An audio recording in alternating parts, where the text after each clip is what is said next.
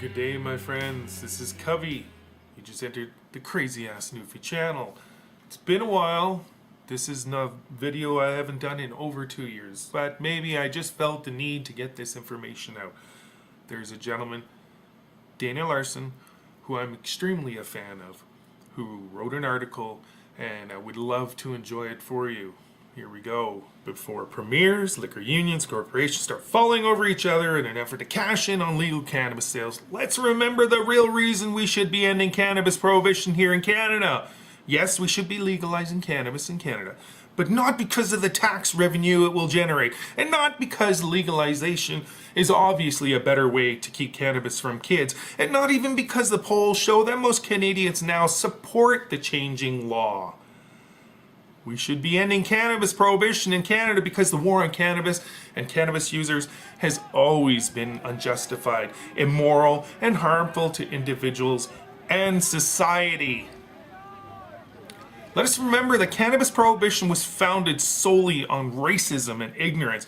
There was never any valid scientific, health, or social reason to ban cannabis and punish cannabis users in the first place. As a society, we need to acknowledge these truths before we can start talking about tax rates and points of sale. The first step must be to immediately end all arrests for possession and personal cultivation nationwide. That must be at the top of the agenda for any cannabis reform in Canada. These days, Canada's cannabis community is feeling like a little red hen from the classic fairy tale. Remember what happened when we asked, who will help us fight against cannabis prohibition? Not us, said the unions. There are a lot of jobs for us in arresting and jailing cannabis users. Not us, said the corporations. Legal cannabis would hurt our investments in pharmaceuticals. Not us, said the politicians. Instead, you know what, we're gonna pass stricter laws than ever before because that gets us more votes. So we did it by ourselves. Cannabis community opened bong shops and seed shops. We created cannabis magazines and websites. We held cannabis rallies and opened medical dispensaries, all in peaceful civil disobedience and defiance of the unfair laws. When some of us were raided by police and ended up in front of the jail, we asked, who will help us fund these important court cases to defend our rights and change these unjust laws? Not us, said the unions. All these new prisons mean jobs, jobs, jobs. Not us, said the corporations. We can't patent cannabis medicine, so we don't give a shit. Not us, said the politicians. In fact, we'll fight you in court every step of the way. So the cannabis community raised the funds themselves.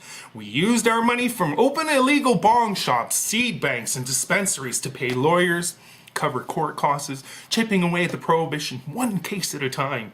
It was through these courts that we forced the government to first create a medical cannabis program, and every single improvement and expansion of the program has come as a result of lengthy and expensive court battles funded by grassroots activists. Now that we have mostly beaten the laws in court on the street with cannabis gardens and dispensaries, spreading it into every city and town across the country, we ask, who will help sell cannabis and profit from legalization? We will sell it for you. We'll sell you all the profits, says the union. We know how to sell liquor. It's all been the same thing, right? We'll sell it for you, the profit, says the corporations. We'll sell it to you for $15 a gram as long as the police shut down all illegal dispensaries first. We will sell it to you for a profit, says the politicians. We will keep the taxes high so we can pay for all the harm that cannabis users are causing society.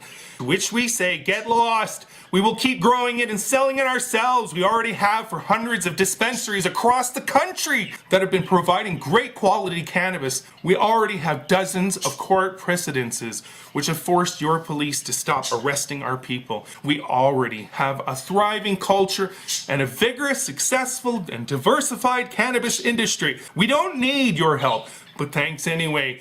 The moral of this story, Those who show no willingness to contribute to the product do not deserve to share in it. Canada's cannabis community doesn't need the liquor unions or the corporations or the politicians to take over the industry. We know what we're doing when it comes to growing, distributing, and enjoying cannabis. The groups that have oppressed our culture and fought against legalization should not regulate and profit from our sacred plant. Just get rid of your ridiculous prohibition laws. Stop arresting and harassing and hassling people who are good people who love pot. Just leave it up to us. Thank you.